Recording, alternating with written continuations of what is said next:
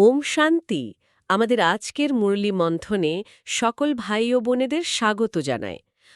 আজকের এই আলোচনাটি সত্যিই অসাধারণ হতে চলেছে, কারণ আজ আমরা এমন কিছু বিষয় নিয়ে কথা বলবো যা প্রাত্যহিক জীবনযাত্রার একেবারে মূল ভিত্তিটাই পরিবর্তন করে দিতে পারে। হুম মানে এই বিষয়টা সত্যি খুব প্রাসঙ্গিক। হ্যাঁ, বিশেষ করে দেহী অভিমানী হওয়ার যে অসীম গুরুত্ব রয়েছে এবং এই যে সম্পূর্ণ সৃষ্টিচক্র, তার অজানা রহস্যগুলো কিভাবে কাজ করে তা আজকের মুরলিতে খুব সুন্দরভাবে ফুটে উঠেছে। ঠিক আছে, চলুন বিষয়টির গভীরে প্রবেশ করি। এখানে সবচেয়ে চমকপ্রদ বিষয়টি হল লৌকিক পিতামাতা এবং পারলৌকিক পিতা অর্থাৎ পরমপিতা পরমাত্মার মধ্যকার মূল পার্থক্যটা। মানে জাগতিক দৃষ্টিকোণ থেকে দেখলে বিষয়টা খুব পরিষ্কার যে লৌকিক জগতে বাবা মা বাচ্চাদের জন্ম দেন, তাই না? হ্যাঁ, জন্ম দেন এবং তাদের শারীরিক ও মানসিক বিকাশ নিশ্চিত করার জন্য পালন পোষণ করেন। একদম ঠিক। কিন্তু তাদের মহিমা বা ক্ষমতার তো একটা নির্দিষ্ট সীমা থাকে। তাদের দেওয়া জ্ঞান সাধারণত একটা জীবন বা একটি নির্দিষ্ট সময়কালের জন্যই সীমাবদ্ধ থাকে। অন্যদিকে পরমপিতা পরমাত্মার মহিমা একদম আলাদা। সেটা তো বটেই। মুরলিতে অত্যন্ত স্পষ্টভাবে উল্লেখ করা হয়েছে যে তিনি হলেন জ্ঞানের সাগর বা নলেজফুল। এখন প্রশ্ন আসতে পারে, এটি কোন ধরনের জ্ঞান? এটি তো ধরুন কোনো স্কুল কলেজের সাধারণ পড়াশোনা বা কেবল শরীর নির্বাহ করার জন্য বা একটা চাকরি পাওয়ার জন্য শেখা কোনো বিদ্যা নয়। না, সাধারণ জাগতিক বিদ্যা তো নয়। এটি হলো এই বিশাল সৃষ্টিচক্র কিভাবে আবর্তিত হয় তার একেবারে আদ্যপান্ত জ্ঞান। মানে সৃষ্টির আদি, মধ্য এবং অন্তের সম্পূর্ণ রহস্য কেবল তার কাছেই নিহিত রয়েছে।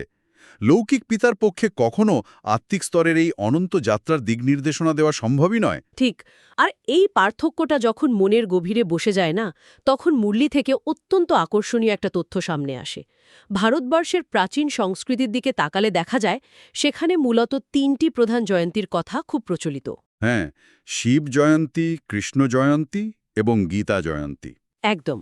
কিন্তু গভীরভাবে লক্ষ্য করলে দেখা যাবে যে মানুষ কৃষ্ণের জয়ন্তী বা জন্মবার্ষিকী অত্যন্ত ধুমধামের সাথে অনেক ভালোবেসে পালন করে, কিন্তু শিবের জীবনী বা শিব জয়ন্তীর প্রকৃত তাৎপর্য মানুষের কাছে প্রায় অজানাই রয়ে গেছে। হ্যাঁ, মানুষ যেন একটা গভীর অজ্ঞানতার ঘুমে আচ্ছন্ন হয়ে আছে। ঠিক বলেছেন। যেখানে শিব পৃথিবীতে এসে আসলে কি মহৎ কার্য করেছিলেন সেই বিষয়ে সাধারণ স্তরে কোনো সুস্পষ্ট ধারণাই নেই।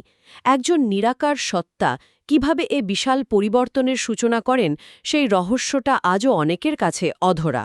যদি আমরা এটিকে বৃহত্তর প্রেক্ষাপটের সাথে যুক্ত করি, তাহলে মুরলির এই অত্যন্ত গুরুত্বপূর্ণ কালক্রম বা ক্রোনোলজিটা খুব সুন্দরভাবে বুঝতে পারব। আসলে সৃষ্টির এই চক্রে সবার আগে ঘটে শিব জয়ন্তী। কারণ পরমপিতা শিব তো কোনো মাতৃগর্ভে সাধারণ মানুষের মতো জন্ম নেন না। একদমই না। মুরলিতে অত্যন্ত স্পষ্টভাবে ব্যাখ্যা করা হয়েছে যে তিনি একটি সাধারণ, বৃদ্ধ এবং অনুভাবী দেহে অর্থাৎ ব্রহ্মার দেহে প্রবেশ করে এই পরম জ্ঞান প্রদান করেন। তার এই দিব্য অবতরণকেই শিব জয়ন্তী বলা হয়। উম একটা বিষয় ভাবলে অবাক হতে হয় যে জ্ঞান দেওয়ার জন্য তো একটা পরিপক্ক মানসিকতার প্রয়োজন হয়, যা ব্রহ্মার মতো একজন বৃদ্ধ ও অভিজ্ঞ মানুষের মাধ্যমেই সবচেয়ে ভালোভাবে প্রতিফলিত হতে পারে। আর এই শিব জয়ন্তীর ঠিক পরেই আসে গীতা জয়ন্তী। কারণ পরমপিতা এসেই তো গীতার সত্য এবং আদিজ্ঞান শোনান, যা মানব সমাজকে পতীত থেকে পাবন করে তোলে। ঠিক তাই। কৃষ্ণ তো তখনও আসেননি, তাই তার জয়ন্তী অনেক পরের ঘটনা। এই ধারাবাহিকতাটা বুঝলে পুরো সৃষ্টিচক্রের হিসাবটা একেবারে জলের মতো পরিষ্কার হয়ে যায়। সামাজিক সংস্কারের কারণে মানুষ হয়তো ভাবতেই পারে না যে এত বিশাল এক সৃষ্টির জ্ঞান কোনো শিশুর মাধ্যমে আসা সম্ভব নয়। আমরা যদি কৃষ্ণের ছোটবেলার যেসব চিত্র বা মূর্তি সাধারণত দেখানো হয় সেগুলোর দিকে তাকাই, দেখব তিনি হয়তো বাঁশি বাজাচ্ছেন বা রথে দাঁড়িয়ে চক্র চালাচ্ছেন। হ্যাঁ, সেই বয়সটা তো বড়জোর ১৬ কি ১৭ বছরের কিশোর বয়স। এই বয়সে বসে এমন গভীর আধ্যাত্মিক জ্ঞান শোনানো কখনোই শোভা পায় না। একজন শিশু বা কিশোরের পক্ষে গীতার মতো এমন জীবনমুখী ও সৃষ্টি রহস্যের বিশাল জ্ঞান দেওয়া লৌকিকভাবেও সম্ভব নয়। তা তো বটেই। দীর্ঘদিনের একটা সামাজিক বিশ্বাস মানুষকে হয়তো এই সত্যটা উপলব্ধি করতে দেয় না, কিন্তু যুক্তির আলোয় দেখলে বোঝা যায় এটি একমাত্র একজন বৃদ্ধ এবং অনুভাবী ব্যক্তির মুখ দিয়েই মানায়। যা স্বয়ং শিব পরমাত্মা ব্রহ্মা বাবার মাধ্যমে করে থাকেন। আর এই জায়গাটিতে আরও একটি বিষয় খুব স্পষ্ট হয়ে ওঠে। মুরলি আমাদের বারবার এটাই স্মরণ করিয়ে দেয় যে মানুষ সময়ের এই সঠিক হিসেব ভুলে গিয়ে গীতার ভগবান হিসেবে শ্রীকৃষ্ণের নাম দিয়ে দিয়েছে। অথচ বাস্তবে কৃষ্ণ নিজেও যখন বড় হয়ে রাজধানী পরিচালনা করেন তখন সত্যযুগ বা ত্রেতাযুগে সুখের রাজ্য চলে এসেছে। ঠিক, সেখানে নতুন করে জ্ঞান দেওয়া বা রাজ্য স্থাপনের তো কোনো প্রয়োজনই নেই। যখন চারদিকে সম্পূর্ণ পবিত্রতা এবং সুখ বিরাজমান, তখন সেখানে পতিত পাবন হিসেবে কাউকে ডাকার বা কারোর কাছ থেকে নতুন করে পথ নির্দেশিকা নেওয়ার পরিস্থিতিই তৈরি হয় না। রাজ্য স্থাপনের এই মহান কাজ কেবল কলিযুগের অন্তে আর সত্যযুগের শুরুতেই হয়। হ্যাঁ, অর্থাৎ সঙ্গম যুগেই সম্পন্ন হয়। আর এই কাজ কেবল অবিনাশী পরম পিতাই করতে পারেন, যিনি নিজে জন্মমৃত্যুর চক্রের বাইরে থাকেন এবং সম্পূর্ণ নির্লিপ্ত থেকে আত্মাদের পবিত্র করার কাজটি সুচারুভাবে সম্পন্ন করেন। এখানেই বিষয়টি সবচেয়ে বেশি আকর্ষণীয় হয়ে ওঠে যখন আমরা মুরলি অনুসারে আত্মা এবং পরমাত্মার প্রকৃত রূপের বর্ণনা দেখি। আমরা সবাই জানি আত্মা এবং পরমাত্মা মূলত বিন্দুর মতো, একদম ছোট তারার বা স্টারের মতো। বিন্দুরূপী। কিন্তু প্রতিদিনের কর্মব্যস্ততায় যখন চারপাশের নানাবিধ পরিস্থিতির মুখোমুখি হতে হয়, তখন এই বিন্দুরূপী আত্মার কথা মনে রাখা কতটা কঠিন হয়ে দাঁড়ায় এটি কল্পনা করতেই বিস্ময় জাগে যে এত ক্ষুদ্র একটি বিন্দুতে এত বড় একটি অস্তিত্ব কিভাবে বিরাজ করে। সত্যি অসাধারণ একটা ব্যাপার। একটা সূক্ষ্ম বিন্দু যাকে চর্মচক্ষু দিয়ে দেখাও যায় না, তার ভেতরে হাজার হাজার বছরের স্মৃতি, অভিজ্ঞতা এবং পাঠ অবিনাশীভাবে রেকর্ড হয়ে আছে। এই সূক্ষ্মতা অনুধাবন করাটাই তো সবচেয়ে বড় আধ্যাত্মিক সাধনা। সত্যি, এটি প্রকৃতির এক বিস্ময়কর নিয়ম। এই তারার মতো ক্ষুদ্র বিন্দু আত্মাতে কিভাবে ৮৪ জন্মের বিশাল পাঠ বা নাটক অবিনাশীভাবে রেকর্ড করা আছে, তা চিন্তা করলে বুদ্ধির সীমানা যেন হার মেনে যায়। একটা বিন্দুতে যেন পুরো একটি মহাকাব্য লেখা রয়েছে, যা সময়ের সাথে সাথে নিজের মতো করে প্রকাশিত হতে থাকে। একদম ঠিক। মুরলী ব্যাখ্যা করে যে একটি আত্মা যখন চক্রের নিয়মে ৮৪ বার জন্মগ্রহণ করে, তখন সে নানা ঘাত প্রতিঘাত, সম্পর্ক, অর্জন এবং বিসর্জনের মধ্যে দিয়ে ধীরে ধীরে তার আদি পবিত্রতা হারায়, মানে সে অপবিত্র হয়ে যায়। বারবার নতুন শরীর ধারণ করার ফলে আত্মার নিজস্ব আধ্যাত্মিক শক্তি তো কমতেই থাকে। কিন্তু পরমপিতা শিব বাবা, তিনিও একটি বিন্দু আত্মা হলেও তিনি কখনো মানুষের মতো পুনর্জন্মের চক্রে আসেন না। তার পার্ট হল সবাইকে পবিত্র করা। আর ঠিক এই কারণেই আত্মিক যাত্রায় তিনিই হলেন একমাত্র লিবারেটর বা মুক্তিদাতা এবং সবার সত্যিকারের গাইড। কারণ মানুষের গাইড যেমন আরেকজন মানুষ হতে পারে না, যেহেতু সে নিজেও একই চক্রে আবদ্ধ। হ্যাঁ, তেমনি আত্মাদের গাইড কেবল পরমাত্মাই হতে পারেন, যিনি এই চক্রের সম্পূর্ণ বাইরে অবস্থান করেন। এই যে আত্মা একটি ক্ষুদ্র বিন্দু এবং তার সাথে কোনো পার্থিব সম্পদ যায় না, এই উপলব্ধিটাই কিন্তু আমাদের পরবর্তী আলোচনার মূল ভিত্তি। মুরুলিতে আজ খুব সুন্দরভাবে বোঝানো হয়েছে কেন জাগতিক দিক থেকে যারা একটু পিছিয়ে বা গরিব, আধ্যাত্মিক পথে তারাই আবার সবচেয়ে বেশি সুবিধাজনক অবস্থানে থাকে। এটা খুব শিক্ষণীয় একটা দিক। সাধারণত বাইরের জগতে দেখা যায় সম্পদশালীরাই সব দিক থেকে সুবিধা পায় বা এগিয়ে থাকে, কিন্তু আধ্যাত্মিক এই যাত্রায় সমীকরণটা যেন একেবারে উল্টো। মুরলির এই গুরুত্বপূর্ণ প্রশ্নটি নিয়ে গভীরভাবে চিন্তা করা প্রয়োজন যে গরিবরা কিভাবে বিত্তশালীদের থেকে এত সহজে এগিয়ে যায়। এর পিছনের মনস্তাত্ত্বিক ও আত্মিক কারণটি অত্যন্ত গভীর। ধনীদের সাধারণত নিজেদের অর্থের বা ঐশ্বর্যের একটি প্রচ্ছন্ন অহংকার বা নেশা থাকে। সম্পদের প্রাচুর্য তাদের মনে এক ধরনের মিথ্যা নিরাপত্তার বোধ তৈরি করে। ঠিক তাই। আর এই অহংকারের বশবর্তী হয়ে তাদের দ্বারা জাগতিক পাপকর্ম বেশি হওয়ার সম্ভাবনা থাকে। তাদের মন অনেক বেশি বস্তুবাদী চিন্তায় আটকে থাকে। কিভাবে সম্পদ রক্ষা করা যায়, কিভাবে তা আরও বাড়ানো যায়, এই চিন্তাই তাদের বেশি গ্রাস করে। অন্যদিকে গরিবদের মধ্যে দান পুণ্যের প্রতি অত্যন্ত গভীর শ্রদ্ধা থাকে। হ্যাঁ, তাদের হয়তো অনেক সম্পদ নেই, কিন্তু তারা নিজেদের সামর্থ্য অনুযায়ী যা দেয় তা একেবারে মন থেকে নিখাদ ভালোবাসার সাথে দেয়। তাদের এই সরলতা, পবিত্রতা এবং ঈশ্বর ভক্তির জন্যই তাদের ঈশ্বরিক সাক্ষাৎকার হয়।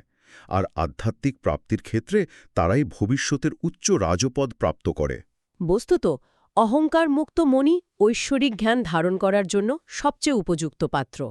আর এই বিষয়টি বাস্তব জগতের প্রাকৃতিক নিয়মগুলোর সাথেও খুব চমৎকারভাবে মিলে যায়। কিভাবে মিলে যায়? মূল্যতে যেমন ভূমিকম্প বা বড় কোনো প্রাকৃতিক দুর্যোগের কথা উল্লেখ করা হয়েছে। ধরুন একটি বড় ভূমিকম্প হল, নিমেষের মধ্যেই মানুষের তৈরি করা বড় বড় প্রাসাদ, অট্টালিকা ধ্বংস হয়ে মাটিতে মিশে যেতে পারে। হ্যাঁ, তখন সেই সম্পদের অহংকার কোথায় থাকে? ঠিক, নিমেষের মধ্যেই বিত্তশালীদের সমস্ত জমানো সম্পদ, যা নিয়ে তারা সারা জীবন অহংকার করেছে, তা শেষ হয়ে গিয়ে তারা একেবারে নিঃস্ব হয়ে যেতে পারে। যে সম্পদ রক্ষা করার জন্য তারা নিজেদের মূল্যবান সময় এবং মানসিক শান্তি বিসর্জন দিয়েছে, তা চোখের পলকে ধূলিসাৎ হয়ে যায়। এটি সত্যি চোখে আঙুল দিয়ে দেখিয়ে দেয় যে বস্তুতান্ত্রিক দুনিয়ার ভিত্তি কতটা দুর্বল। আর সেই দুর্বলতাটা যখন কেউ পরিষ্কার দেখতে পায়, তখনই মুরলির এই কথাটির গভীর সত্যতা উপলব্ধি করা যায়।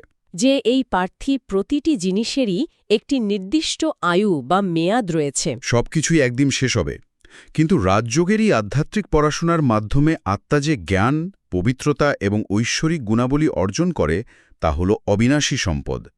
এই অভ্যন্তরীণ পরিবর্তনের মাধ্যমেই ভবিষ্যতের সত্যিকারের স্বর্ণ বা মার্বেলের প্রাসাদ তৈরি হয়, যা কোনো প্রাকৃতিক দুর্যোগ ধ্বংস করতে পারে না।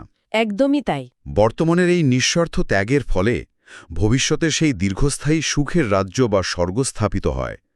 লৌকিক জগতে মানুষ যেমন ভবিষ্যৎ প্রজন্মের জন্য সম্পত্তি রেখে যাওয়ার চেষ্টা করে, ঠিক তেমনি আধ্যাত্মিক জীবনে বর্তমানে সঠিক কর্ম এবং পবিত্রতার ধারণাই আত্মার আগামী অনেকগুলো জন্মের রাজকীয় ভাগ্যের ভিত গড়ে তোলে। তাহলে এই সব কিছুর প্রকৃত অর্থ কি দাঁড়াচ্ছে? এর মানে হল, আধ্যাত্মিক তত্ত্বগুলোকে শুধু জানলেই হবে না, আমাদের প্রাত্যহিক জীবনের ব্যবহারিক দিকটিতে অত্যন্ত মনোযোগ দিতে হবে। একদম ঠিক। মুরলিতে একটি চমৎকার দৈনন্দিন উদাহরণ দেওয়া হয়েছে, যা থেকে আমরা সবাই খুব সহজে শিক্ষা নিতে পারি। বলা হয়েছে কিভাবে সামান্য একটি ফ্যাশনেবল ঘড়ির প্রতি আসক্তি বা শখ মানুষের মাঝে দেহ অভিমান বা বডি কনসিয়াসনেস তৈরি করতে পারে। হ্যাঁ, এটা আমাদের সবার জীবনের সাথেই খুব মিলে যায়। ধরুন কেউ একটি খুব দামি বা দেখতে ভালো ঘড়ি পরল, এরপর তার সারাক্ষণ মনের মধ্যে চিন্তা চলছে ঘড়িটা যেন হারিয়ে না যায়, কেউ যেন নিয়ে না যায়, বা কেউ একটু বেশি জোরে ধাক্কা দিলে ঘড়িতে দাগ পড়ে যাবে কিনা। হ্যাঁ, এমনটাই তো হয়। আবার অবচেতন মনে এই অহংকারও কাজ করে যে অন্যেরা যেন ঘড়িটা লক্ষ্য করে। এই ছোট ছোট বস্তুতান্ত্রিক আসক্তি বা অহংকার মানুষের স্বভাবকে অত্যন্ত লবণাক্ত বা তিক্ত করে দেয়। এর ফলে মানুষের মধ্যে কারণে অকারণে ঝগড়া বিবাদ বাড়ে এবং আত্মিক সেবার বদলে উল্টে ডিসসার্ভিস হয়ে যায়।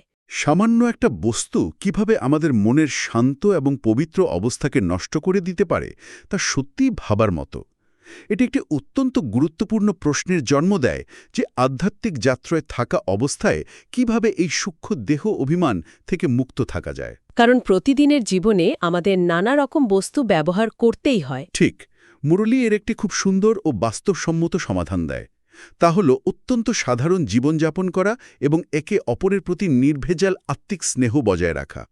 অহংকার মুক্ত হয়ে থাকাটাই হল সফলতার মূল চাবিকাঠি। নবাবী চাল বা অহংকারের প্রদর্শন আধ্যাত্মিকতায় পতন ডেকে আনে। একদম।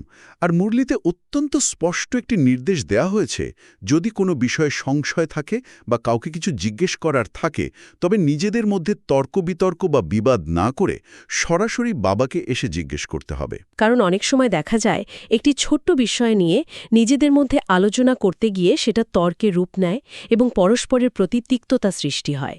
হ্যাঁ, কিন্তু সরাসরি উৎস থেকে সমাধান নিলে সেই ভুল বোঝাবুঝি কমে এবং পরিবেশ শান্ত থাকে। এটি হলো আত্মিক শৃঙ্খলা বজায় রাখার একটি অন্যতম উপায়। এই আত্মিক শৃঙ্খলার পাশাপাশি সাধারণ জীবনযাপনের সাথে সাথে মুরলিতে মনকে সবসময় প্রসন্ন রাখার একটা অপূর্ব উপায় বলা হয়েছে। আলোচনার এই অংশে মুরলির বরদান এবং স্লোগানের কথা খুব প্রাসঙ্গিকভাবে চলে আসে। সাধারণত মানুষের প্রবৃত্তি হল নিজের দুর্বলতা বা নিজের ঘাটতিগুলো নিয়ে সবসময় চিন্তা করা। হ্যাঁ, আমার দ্বারা এটা হচ্ছে না, বা আমি এই জায়গাটায় পিছিয়ে আছি, এই ধরনের চিন্তা মানুষের মনকে ভারী করে তোলে। কিন্তু মুরলি বলছে নিজের দুর্বলতার কথা না ভেবে নিজের ভাগ্য এবং ভাগ্যবিধাতার গুণগান করতে হবে। এটি মানসিক স্বাস্থ্যের জন্য কতটা উপকারী ভাবা যায়। ঠিক তাই। যখন কেউ সারাক্ষণ নিজের প্রাপ্তির কথা ভাবে, যে সে পরমপিতার সন্ধান পেয়েছে, সৃষ্টির আদি অন্তের জ্ঞান পেয়েছে, তখন সে এমনিতেই সদা প্রসন্ন চিত্ত থাকে।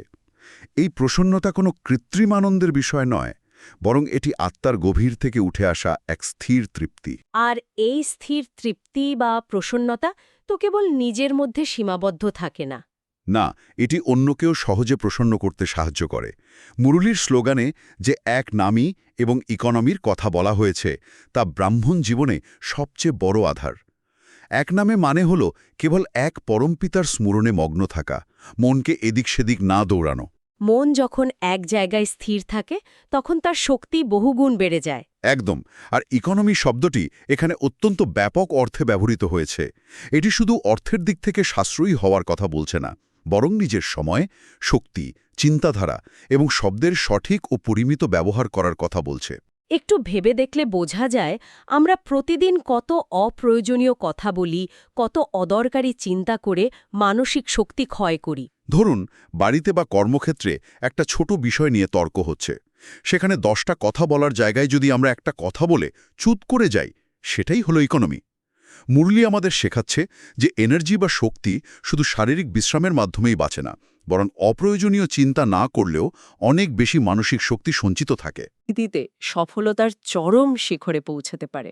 একদম ঠিক কথা বলেছেন। সত্যি, এই ইকোনমির ধারণাটা প্রাত্যহিক জীবনের জন্য কতটা জরুরি। আমরা যদি শুধু আমাদের চিন্তার ইকোনমি করতে পারি, তবে সারাদিনের ক্লান্তি অর্ধেকের বেশি কমে যাবে। এত চমৎকার এবং গভীর একটি আলোচনা। আজকের আলোচনাটা সত্যি খুব স্পেশাল ছিল। হ্যাঁ, পুরো মুরলি থেকে আজ আমরা সত্যি অনেকগুলো অমূল্য রত্ন খুঁজে পেলাম, যা কেবল শোনার জন্য নয়, জীবনে ধারণ করার মতো।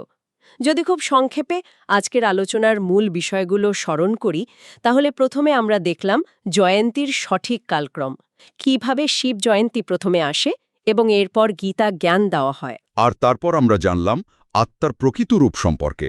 হ্যাঁ, কিভাবে তারার মতো ক্ষুদ্র বিন্দু আত্মাতে ৮৪ জন্মের সম্পূর্ণ পাঠ অবিনাশীভাবে রেকর্ড করা আছে এবং কিভাবে পরমপিতা সেই চক্রের বাইরে থেকে আমাদের গাইড করেন। আমরা আরও গভীরভাবে বুঝলাম যে কেন গরিব ও সরল হৃদয়ের অধিকারীরা বস্তুতান্ত্রিক অহংকার মুক্ত হওয়ার কারণে আধ্যাত্মিকতায় বিত্তশালীদের চেয়ে এগিয়ে যায়।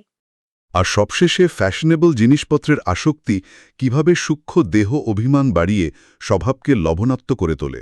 এবং তার বিপরীতে অহংকার মুক্ত সাধারণ জীবনযাপন, একনামী ও ইকোনমি বজায় রাখা কতটা জরুরি।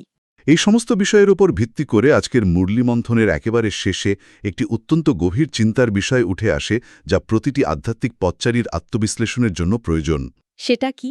যেহেতু ভূমিকম্পের মতো দুর্যোগে এই জাগতিক বড় বড় প্রাসাদ ভেঙে চুরমার হয়ে যায় এবং বস্তুতান্ত্রিক দুনিয়ার প্রতিটি জিনিসেরই একটি নির্দিষ্ট মেয়াদ আছে, মানে সবকিছুই একদিন শেষ হয়ে যাবে, তবে প্রতিদিন আমরা আমাদের মহামূল্যবান সময় এবং শক্তির কতটুকু অংশ এই ক্ষণস্থায়ী বস্তু বা পরিচয়ের পিছনে ব্যয় করছি, আর কতটুকুই বা ব্যয় করছি আমাদের অবিনাশী আত্মিক সম্পদ বা ভবিষ্যতের সত্যিকারের উত্তরাধিকার গড়ার কাজে। এটি সত্যিই অত্যন্ত ভাবনার একটি বিষয়। এই প্রশ্নটি মনের মধ্যে এক নতুন দৃষ্টিকোণ তৈরি করে দেয়, যা আমাদের প্রাত্যহিক সিদ্ধান্তগুলোকে আরও সচেতনভাবে নিতে সাহায্য করবে। সাময়িক অর্জনের পেছনে ছুটে আমরা যেন আমাদের অনন্তকালের প্রাপ্তিকে হারিয়ে না ফেলি, সেটাই সবচেয়ে বড় শিক্ষা। এই চমৎকার বিশ্লেষণ এবং চিন্তার খোরাকের জন্য অনেক ধন্যবাদ। আমাদের আজকের মুরলী মন্থন এখানেই শেষ করছি। ওম শান্তি।